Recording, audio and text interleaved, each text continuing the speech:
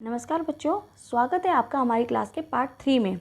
पिछले पार्ट में हमने देखा था कि कैसे कुछ कबूतर लालच में आकर शिकारी के जाल में फंस गए थे। अब शिकारी हाथ में डंडा लिए उनकी तरफ बढ़ रहा है, लेकिन उनके समझदार राजा चित्रगुप्त ने कहा कि घबराने की ज़रूरत नहीं है, हिम्मत रखो और उपाय सोचो। तो बच्चों, आज हम देखेंगे कि मुसीबत के इस समय में राजा चित्रगुप्त ने उन्हें क्या उपाय बताया और कैसे उन्होंने इस नामुमकिन काम को मुमकिन कर दिया। तो चलिए देखते हैं स्क्रीन पर हमारी अगली लाइन। देखो बच्चों, राजा चित्रगुप्त एक बहुत ही सुंदर श्लोक के जरिए सच्चे और महान लोगों की पहचान बता रहे हैं। लाइन देखिए, विपदि धैर्य मथा अबुद्धि क्षमा। यानी विपत्ति का मतलब होता है मुसीबत, मुसीबत के समय। धैर्य अर्थात धीरज रखना, और अबुद्धि का अर्थ होता है जब आपके पास सब कुछ हो, उन्नति भी हो, तब दूसरे को क्षमा कर देना। सदसी वाक पटुता युधि विक्रमा। सदसी का मतलब होता है सभा में। वाक पटुता यानी कि बोलने की कला कह सकते हैं या उसको चतुराई भी कह सकते हैं। युधि अर्थात युद्ध के मैदान में। विक्रमा यानी वीरता दिखाना। यशस्वी चाभिरुच्य विरचनम श्रुतौ। यशस्वी का मतलब होता है अपनी कीर्ति और अच्छे कामों में इंटरेस्ट होना। श्रुतो मतलब होता है ज्ञान या शास्त्रों को सुनने का। व्यसनम का मतलब होता है शौक होना। प्रकृति सिद्धम इदम ही महात्मनाम, अर्थात महात्मनम का मतलब होता है कि महान लोगों के। प्रकृति सिद्धम का मतलब होता है स्वभाव में ही होना। यानी जो लोग सच्चे लीडर होते हैं वो मुसीबत में रोते नहीं हैं, बल्कि धीरज रखकर अपना रास्ता निकालते हैं। अब राजा चित्रगुप्त ने अपना असली प्लान बताया। ध्यान से सुनना बच्चों। अतो अधुना अस्माभिः धैर्यम् अवलंब्य प्रतिकारश्चिन्तयताम्। इसलिए अब हमें धीरज रखकर इसका प्रतिकार अर्थात सामना करने का उपाय सोचना चाहिए। फिर ये वही बात कहते हैं जो हमारे चैप्टर का नाम है। प्रिय मित्राणि लघूनाम अपि वस्तूनां संहति कार्य साधिका भवति इति नीति वचनम लोक सिद्धम। मेरे प्यारे दोस्तों, लघु नाम अर्थात छोटी छोटी चीज़ों का, संहति अर्थात एकता, संगठन भी बड़े काम को सिद्ध कर देता है। यह नीति की बात पूरी दुनिया मानती है। अतः अस्माभिः सर्वैः एकचित्ती भूया जालम आदाय उड़िताम। इसलिए अब हम सबको एक चित्ती भूया अर्थात एक मन होकर, एक साथ मिलकर, जालम आदाय अर्थात जाल को लेकर ही उड़ेताम उड़ जाना है। वाह, क्या आइडिया है। अकेले उड़ेंगे तो जाल नहीं उठेगा, सब मिलकर जोर लगाएंगे तो पूरा जाल ही उड़ जाएगा। एवं विचार्य सर्वे पक्षिणा जालम आदाय उत्पतिता। ऐसा सोचकर सारे पक्षी एक साथ जोर लगाकर जाल लेकर ही आसमान में उड़ गए। अब सोचो बच्चों, शिकारी की क्या हालत हुई होगी। अनंतरम सव्याधा सुदूरात् जाल अपहार कान तान अवलोक्य पश्चात अधावत। इसके बाद उस शिकारी अर्थात व्याध ने देखा कि अरे, ये कबूतर तो मेरा जाल ही चुरा कर अर्थात जाल अपहार कान उसको चुरा कर भागे जा रहे हैं।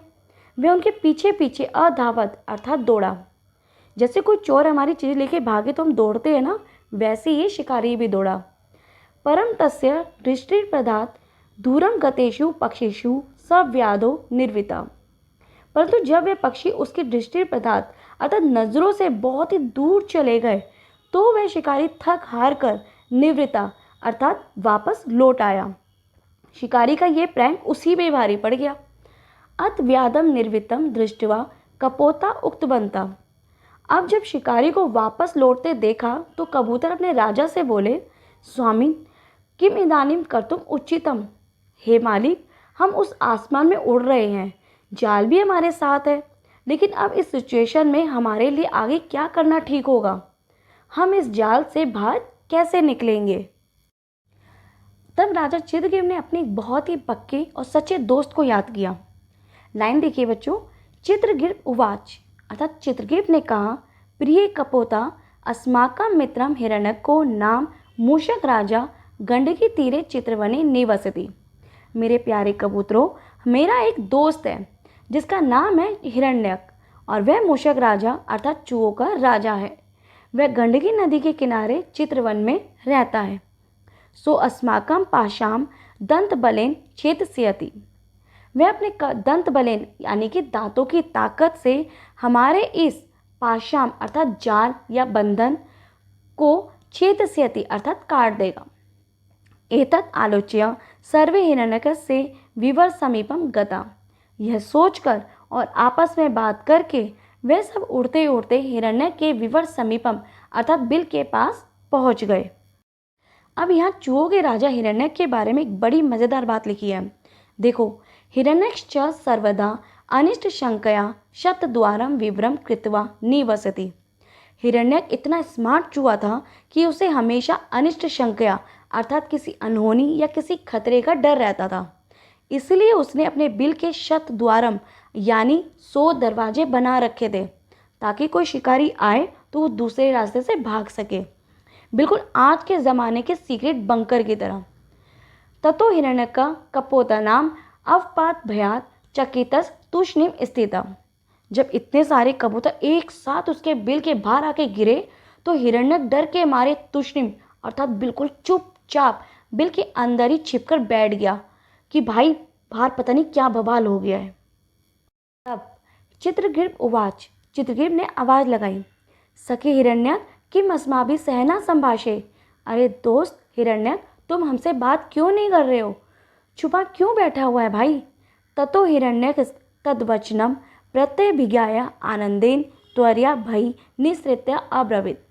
जैसे हिरण्यक ने अपने दोस्त की आवाज़ को प्रत्यभिज्ञाय अर्थात पहचान लिया, वह आनंदेन अर्थात खुशी से और त्वरया अर्थात जल्दी से बिल से बाहर निकल आया और बोला, आ पुण्यवान अस्मि मम प्रिय श्रेत चित्रग्रीवा समायाता।